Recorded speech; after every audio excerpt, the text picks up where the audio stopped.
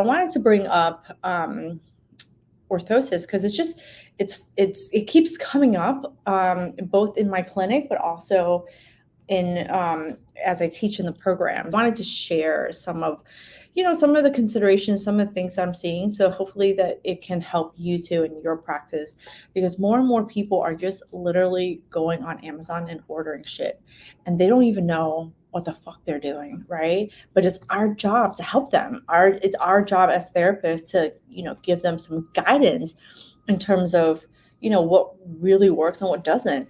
I mean, to me, I'm like, if you want to order them, who am I to stop you? Go ahead and order them. But I can really honestly help them if I can give them some guidance in terms of what really works and what doesn't. And I think that too often, and I'm guilty of this, like definitely guilty of it, like very early on, in my career, which just like it was all about making custom fitted orthoses.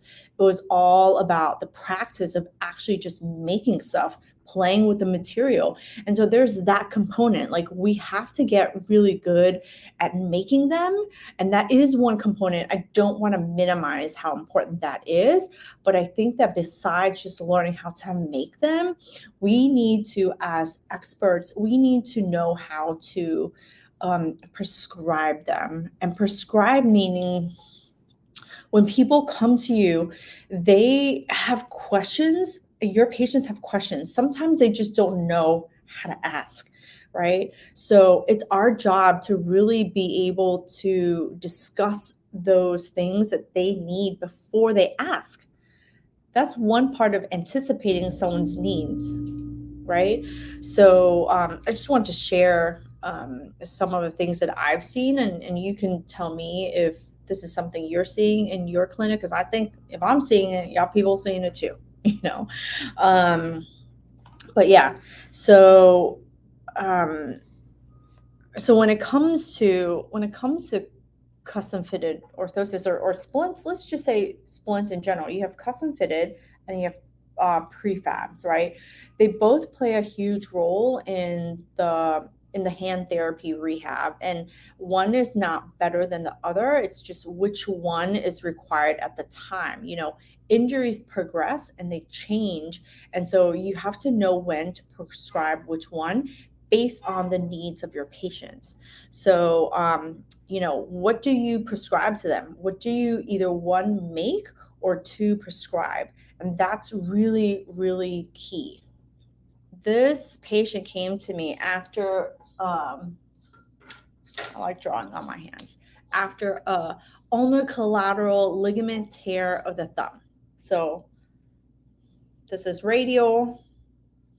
We have for every joint, right? So for every joint, we have ligaments that hold them, and they all do different jobs for the most part when you get into the nuances. But ligaments hold bone and bone together, and they give you stability, period, right? I don't care what part of the joint, which joint it is, ligaments hold bone and bone together and give you stability. So when you tear one of them, um, then you might need therapy. But obviously there's a range of how you tear it. You have sprain and strains, which is just like you're twisting, you're tweaking. You've got micro tears, very small. Then you have partial tears. Or how bad are those partial tears? And then you have full thickness tears, right? So my guy came in with a full thickness tear, right? Ulnar collateral ligament.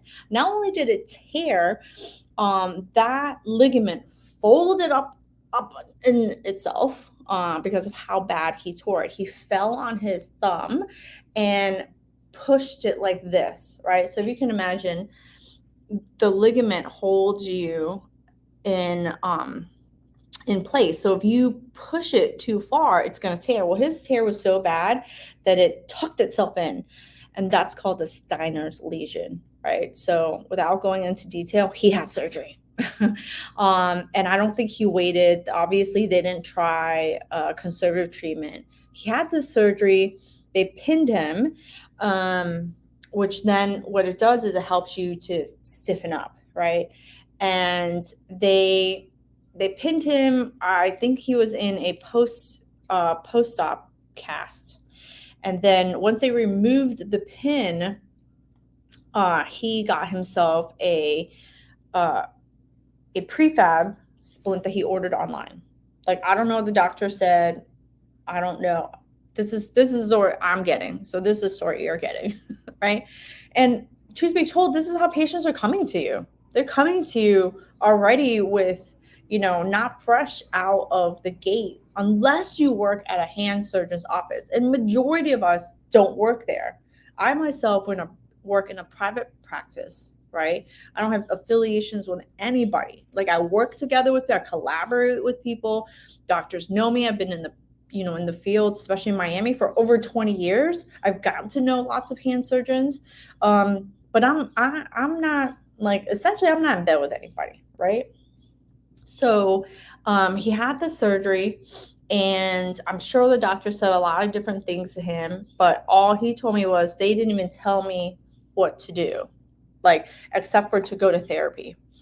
And he came in with the splint. He was like, I just, like, he literally, I'm going on vacation. I need to know what to do. Help me. And that's exactly what I did. I was like, okay, so based on this injury, I see you came in with a splint. Can you show me how? He had already taken off because he wanted me to see his hand and he wanted me to see his scar. And I was like, well, let's go ahead and put your splint back on. Let me see what you're wearing. Because one of the things that I like to do is I like to see and I like to look at fit, right? Write that down. You need to look at fit. If someone's coming in to you with a prefab splint already, bring it in. Bring it in. I want to see what you're using. Let me see and look at fit, right? And I want to know, is it blocking something? Is it blocking something it's supposed to block? Is it blocking something it's not supposed to be blocking? Because that's going to interfere with your recovery process, right? So then I can educate on that, and I can say, hey, based on your surgery, this splint is, it looks good, right? So in his case, I was like, yeah, it's decent, right? It's, if you're comfortable with it, it fits, it's fine. My only issue is it blocked you just a little bit, right? You're supposed to be able to move your low knuckle. It's blocking you a little bit. So at the beginning, that was great. But now I actually don't want you to use that splint, right? Because now it's going to slow you down. You want to recover in a relatively good time, right? You don't want complications of stiffness. You don't want to prolong your therapy, do you? Of course not. So that splint is a little bit high. It goes a little bit low beyond your wrist, and it doesn't need to. So it's blocking you just a little bit. So you don't necessarily need that. And so one of the things, once you look at the fit, then you have to decide, is it good fitting? Is it bad fitting? And then educate based on the injury that you have. So in my case, I educated him and I was just like, well, and I show it, you see how it's here. You want to be able to move. So then I could prescribe to him what he can do with that splint, right? And my prescription was, well, you're 5 weeks post-surgical, you're pretty stiff. You need to start weaning out of this splint, right? So I don't have a problem with a prefab splint. Just your patients and even my patients, they don't know what to do. They don't know when to use it. They don't know how to use it. They don't know when to get rid of it, right? So it's your job. So first of all, you figure out what you need to make. In his case, I didn't need to make anything. I was able to use his prefab and then say, well, what was good and what wasn't. And that's number two, is the why. What did you make? And then why did you make what you needed to make? If that's a good fit, then why is it a good fit, right? And then what are you looking for? What are you looking for in terms of progress or problems? So if it's blocking you, it's going to stop your progress, right? These are the particular problems that I can foresee and anticipate if you don't use the splint correctly. I've seen many people use splints incorrectly, or they're not told on how to use it, right? And the thing is, patients need to hear things over and over. They can be told, but they've been told one time is just not always enough, right? They need to be told multiple times. They need to be told how to progress, what to look for. So hopefully this guy will come back, when he comes back from vacation, and, maybe he needs a little bit help. But I already told him, yes, the splint's okay, but here are some issues. And then the other thing is, like, number 4 is, like, you got to know when to discharge something or change or modify, right? So these are all considerations when it comes to orthosis prescription. This has absolutely nothing to do with your hands-on making it, materials and all that good stuff. Just on the prescription alone, there are considerations that you have to take into account, because some of your patients are coming to you already with something. It could be from another clinic. They could come with nothing. They can come with a prefab. And so these are some of the considerations that, I think is really important to take into account when you are when you're prescribing an orthosis. It's not enough to say, hey, you need this. You need to say what you need. Well, I think you need this one, right? This is a short thumb spica, and you have it. It's just a little bit long, but that's the correct one, right?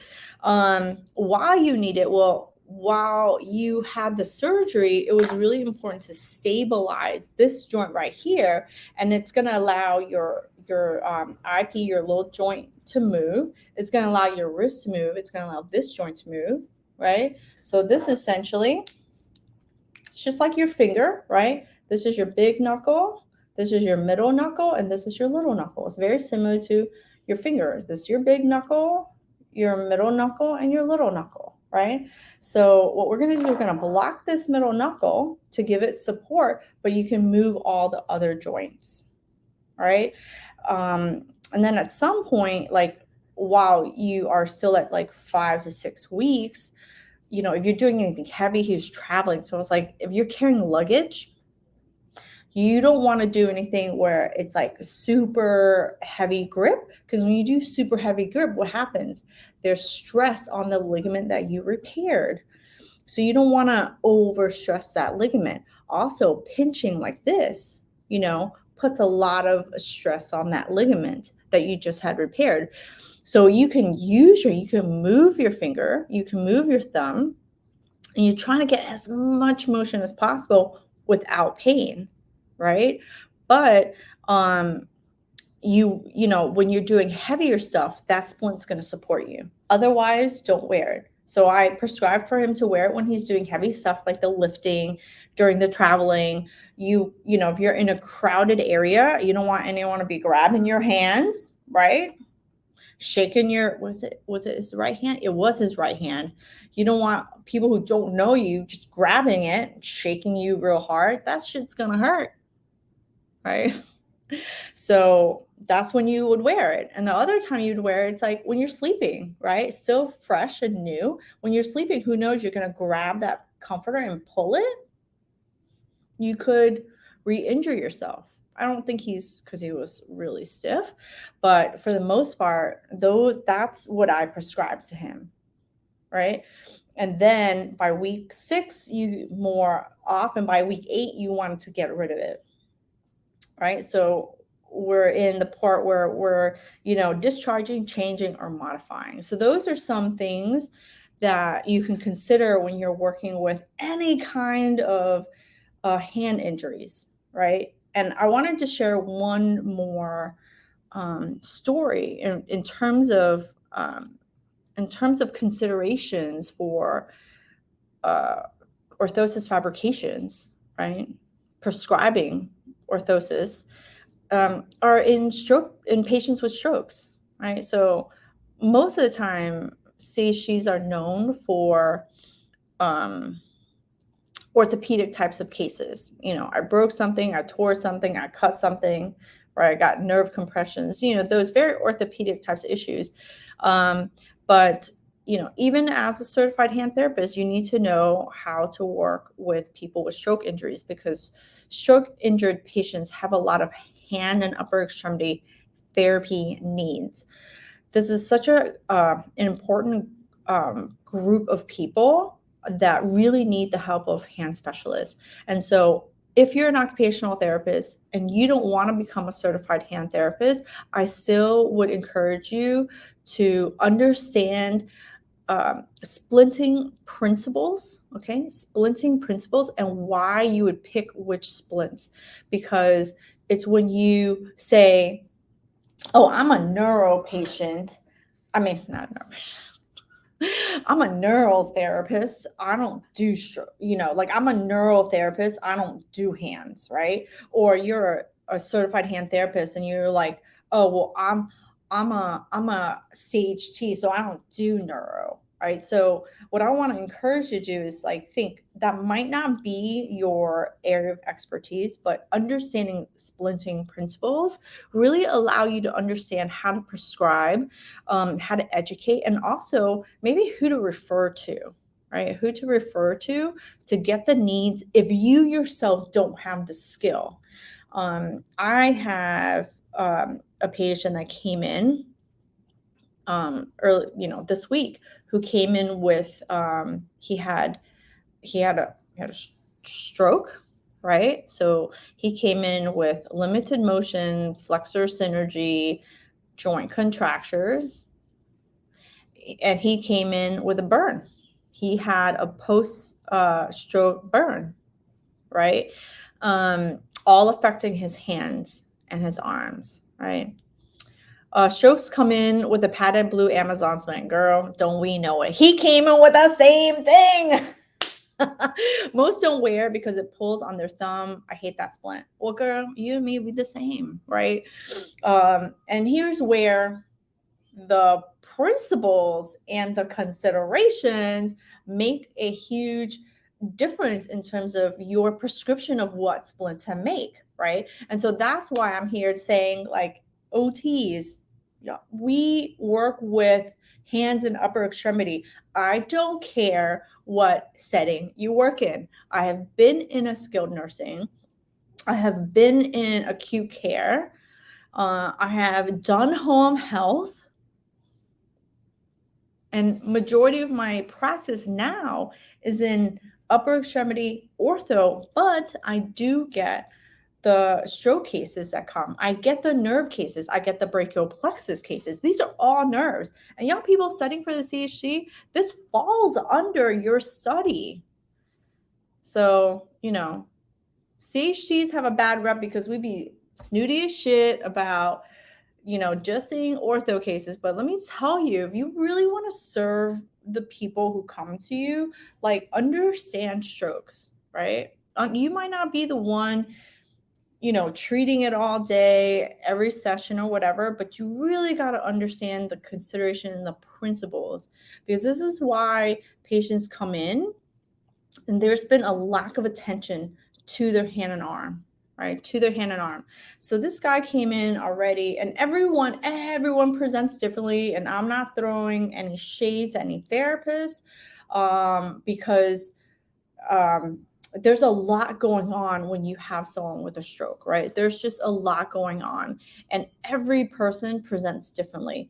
My guy came in with joint contractures of the PIP. Majority of the time, I would say that they're not contracted because for example, if you have a patient who had a stroke and you put them in flexion, okay, this is synergistic wrist motion, right? So when their wrists, if you just follow along, play at home, you're watching this on replay, do it with me. If you just naturally relax your hand and you put your wrist into flexion, right? Your fingers naturally extend. If you take a look at them, your index finger is very extended, right? And then all your other fingers are extended, but they have a cascade of range of motion. And then your eyepiece kind of all fall into slight PIP flexion, just slight, probably like 20 degrees, right? If you passively put your wrist into extension, your fingers go into flexion. That is synergistic wrist motion, aka tenodesis, right? So what happens is they take that natural cadence, right? They take that natural cadence of positioning in their hand when the wrist, most most people with strokes have a flexor synergy, meaning they curl in, so their biceps are real strong, curling with a tone. Their flexors curl in like this. And so as they move and walk and move their trunk and try to use their shoulders, their tone kind of kicks in. So they kind of fall into this. And so the detriment of what happens is that they can develop joint contractures, right? So then we try to move them into wrist neutral or wrist extension. And majority of the time we're trying to extend them, right? So we were like, oh, we just wanted to stretch you and extend you so your flexors, but you're fighting against tone, right? So my guy came in, he had already developing a slight wrist contracture, but his MPs were already very contracted and his IPs were very contracted.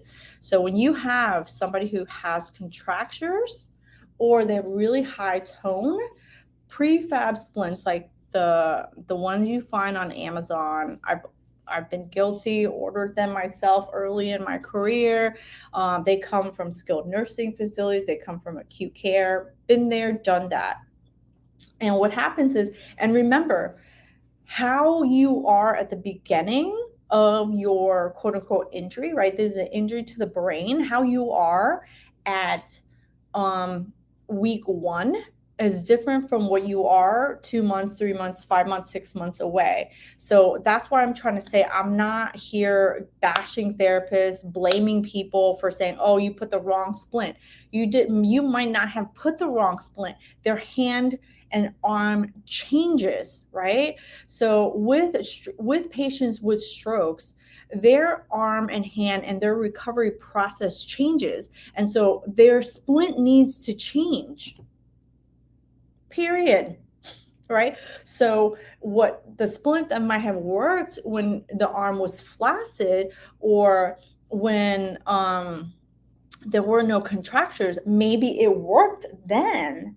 But then now fast forward, 6, 9, 12 months. I mean, your patients who have strokes should be encouraged to come back to you 6 months, a year. These injuries don't go away. They're managed over time, right? They might need a new splint.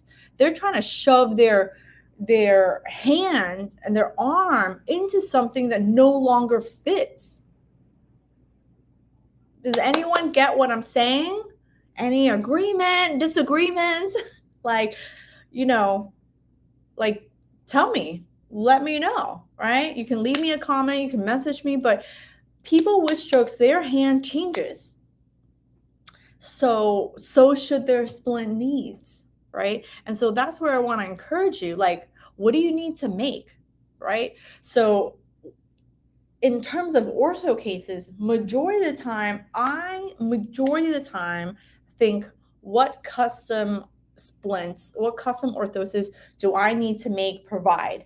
And then if that doesn't work, or if it's easier for the patient in terms of cost or whatever reason, preference, then I will go to prefab. In neuro cases, in stroke cases, I tend to be the opposite, right? I tend to look at what prefab orthoses work really well or could work really well for them. And then if those don't fit, I can't get them, they don't want to buy them, then I will go into making a custom, right? And here's why I do it. I do it because there's some really great products out there, and each hand is different. So Sable, I've worked with Sable in the past. I've seen it work for people. Sable, they produce really great products for people with strokes, right? I would consider them. I would consider a prefab resting hand splint, let's say, if from a passive standpoint, they can fit into it, so, and then what's also really good about those prefab orthosis is that they're really sturdy.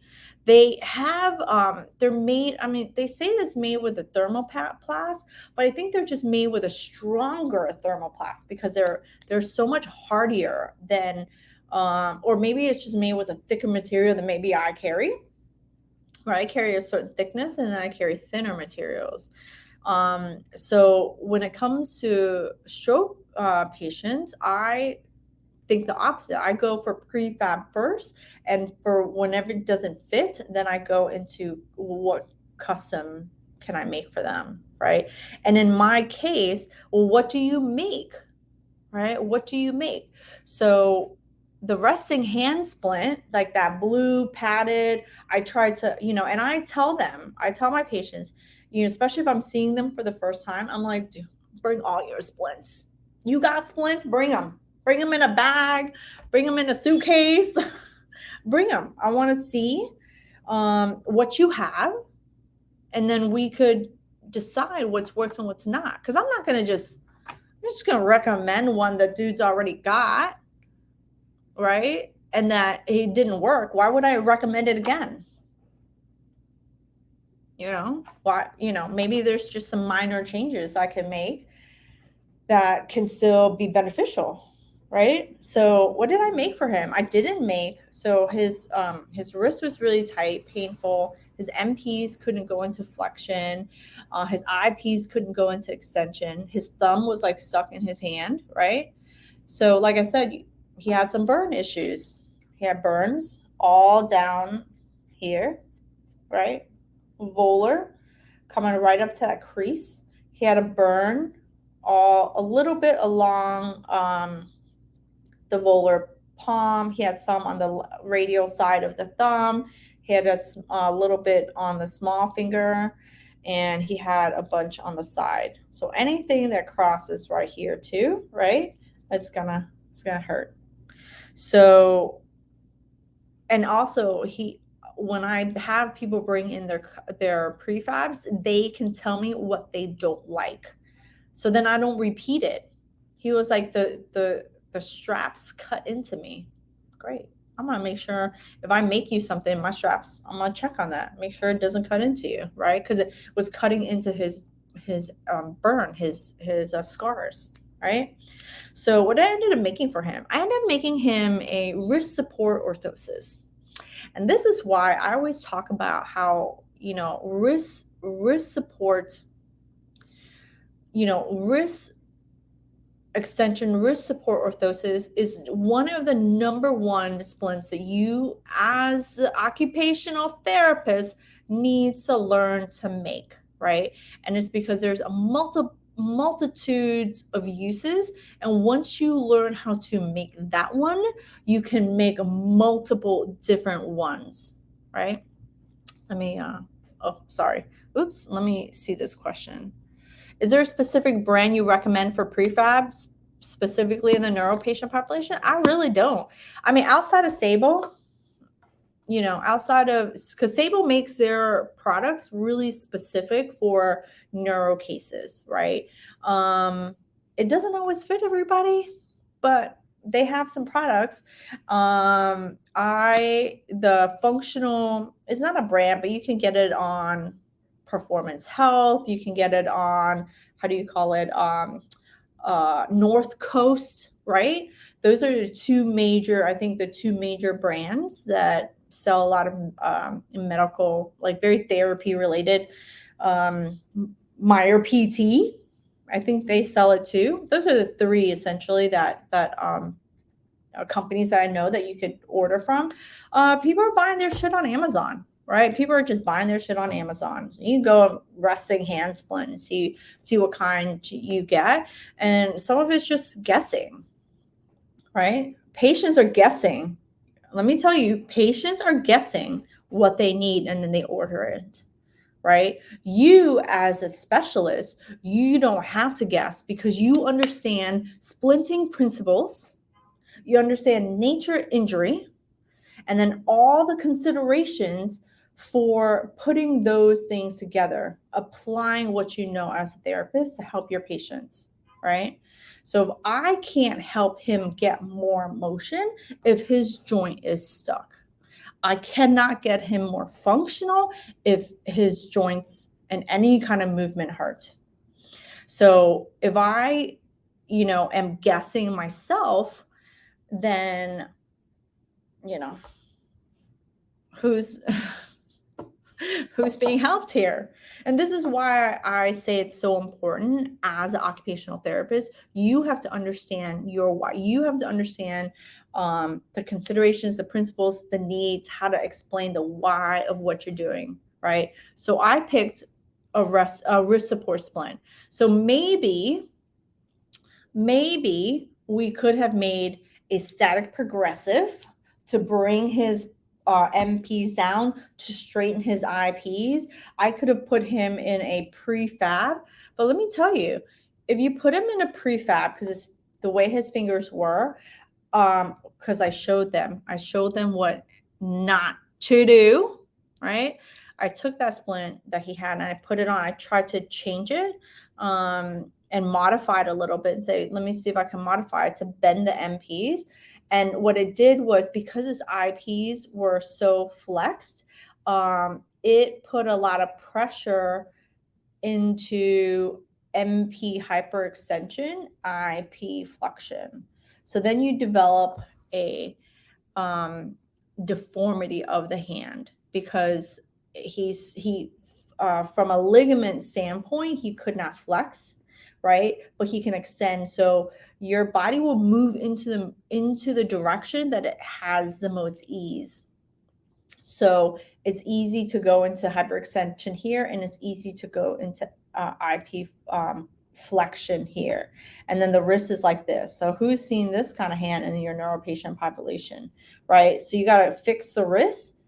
And once you sort of fix the wrist, then you can go to the fingers. But sometimes we get too carried away and trying to fix everything all at one time. Listen, I'm saying things that I am guilty of, right? I'm not pointing the fingers pointed right back here, right? I have been guilty of saying, oh my God, I can do this. Let me fix you, right? Let me fix this, because we, as healthcare, but I think as OTs, we just so desperately want to help people, but sometimes we have to break it down a little bit further. So I said, I actually can't do more.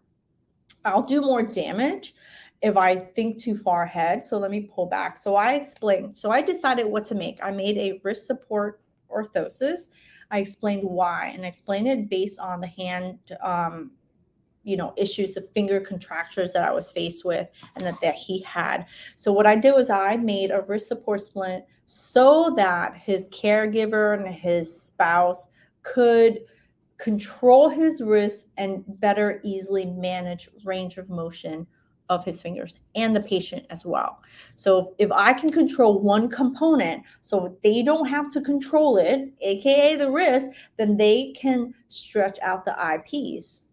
They can stretch it out. So they can push the MP into flexion. They can pull the IP into extension. He has scars. They can massage his scar, his thumb. They could, if you control the wrist, you can control the thumb. So you can pull the thumb out. If you can't control the wrist, you can't control the thumb. All right. So there's dynamics to that. So I decided what to make. I explained to them why I was making what I was making. And then this is what I'm looking for in terms of progress. By the time you come back to me next, I want to see, and I couldn't get his wrist as much into extension as I wanted, because his tone will kick in. And that's the other thing. If you're putting all these components and the tone kicks in, they're fighting against the splint. And then you're going to have problems. And so I was like, these are the things that you want to look for. Don't pull on him like this, or, so here's what I'm looking for. These are the problems that that we might be facing. And this is the progress that I'm looking for. So you want to get real specific when you're, again, when you're making these orthosis prescriptions of what they should be doing. How often are they wearing it? Well, if I don't include the fingers and I control the wrist, can I get you to functionally use your hand a little bit? That's the thing with those with those resting support splints that put all the fingers on lockdown. If the connection from the brain to the hand is done through movement and action, you just strap the whole shit down. How are they supposed to move? You have absolutely no motivation to move your shoulder, elbow, forearm when your hand is not working or your hand is shut down and it cannot move, right? So I want you to keep those things into consideration, right? And when to discharge, change, or modify. So for him, I'm not necessarily discharging it, but I'm hoping that I can change it. So if I can control his wrist and get it less painful, and I can pull on, maybe I will add components where he can actually pull down on his MPs better. So if we can pull down his MPs better, then he can just focus on straightening the IPs, So I'm just taking you through a little bit of my thinking process, my critical thinking, decision-making process, because I think that that's before you go to make anything, you have to think about those things. And right now, if you're, if you're kind of new to the game of hand therapy, if you're like, don't have a ton of experience with splints, like it may seem really overwhelming, but if you can break it into chunks of what you do, it can make it a little easier, right? So the critical thinking process is over here, and the making part and process is over here. And then as you get better with those two components, then over time they meld, and the process of critically thinking through your case gets faster and faster. Right? It just takes time and practice. It really does. It takes time and practice. Been doing it for 20 years, over 20 years. And so that's why some people look at me and like, oh, how did you come up with that? Shit just didn't come up out of nowhere. I've been practicing it, and I've been breaking it down since I've been teaching it, how I can help you to simplify that process. A lot of us, a lot of therapists, like especially me when I was coming up, they knew what they knew and they locked it down, right? They locked it down in their brain. And unless you had a really, really good person that you worked with that was motivated to help you, um, you got the benefit of that. But I mean, like, what was that, 1%, right? Like very few. So there's a lot of us now, and I think that times have changed. Technology has made it easier for us to join live. I can go on live. I'm on Instagram. I'm on YouTube. I'm on Facebook. So I can reach more people, and I can share like how it works so that you too can learn how it works and break it down for your people, right? Because I really do think that neuro population, it matters. Those people need a lot of care, and they need a lot of care for a really long time. So it's always bothered me that as CHGs, they discount that group, but that group is so important, of people that you can help in terms of what kind of splints they need, because they probably need some kind of splint at some point always in their lives. And so I think that and it's a group of people that we can always continuously help. I know insurance will be like, well, you've plateaued, but I can tell you right now, knock on wood, if I had a stroke, I wouldn't want any fucking therapist to give up on my ass. If my family member had a stroke, I would not want anyone to give up on their ass either, right? So that's just my take on it, and I think that people with strokes have a lot to fight, and just the same as people with life-changing injuries that we work with have a lot to fight. And I think we have an opportunity to really be there and be the expert to help them, right? Because there's only so much that people can learn on YouTube when it comes to these type of things. That's why there still needs to be an expert that someone comes to say, well, for my particular case, what do you think I should do? Right. So for my particular case, what do you think I should do? And those things might change from patient to patient, For stroke patients, they change from month to month, year to year, based on their injury and um, based on the changes of their recovery, right? So yeah, I just want to share some of that. When you say wrist support splint, do you mean wrist cock up? Yes, I mean wrist cock up, wrist extension splint, wrist support splint. What else do they call it? Like, and there's different names for the same thing, but yeah, that's exactly what I made. And one of the reasons why I said that you can go and get a prefab 100%, but here's why I think that you need a custom fitted. There's reasons, right? You, as a therapist, you need to know the reason why. It has to make sense. It has to make sense. And when it makes sense, your patient understands. Nah, I will pay whatever it is, Huang. Tell me the price. I'm going to pay it. Okay. That's what I think you need. You can go and get it for $25, but here's why you should pay my premium price. It's the same. It's,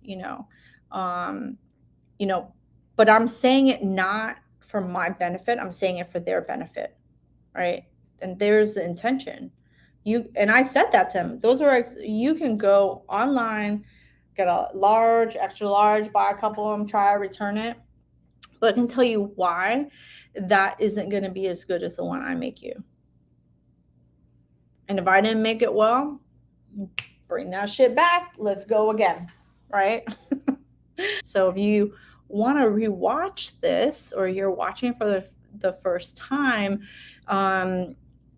go back to hear where were some key points Juan was talking about, right? When it comes to prescribing orthosis, when it comes to explaining why your patients need this. And the way it helps you is that you get better and better at that understanding. And if you're considering becoming a certified hand therapist and you want to study for the exam and stuff like that, splinting is a key component during study and application, right? During study, and most importantly, in application. You can memorize all the shit you want, but if you don't know how to apply and you don't know how to make a decision, you will fail that test every single time. Outside of that test, if you don't take the time to learn how to critically think and make decisions, it's going to be hard for you to feel like a competent, independent therapist, right? And in this day and age, you need to be confident, competent, and be the person that your patients turn to for recommendations, advice, what to do, instead of just being like, go ask your doctor. Because I'm going to tell you what, some of them doctors don't know. They know their scope of practice. You as the occupational therapist, you need to know your scope of practice.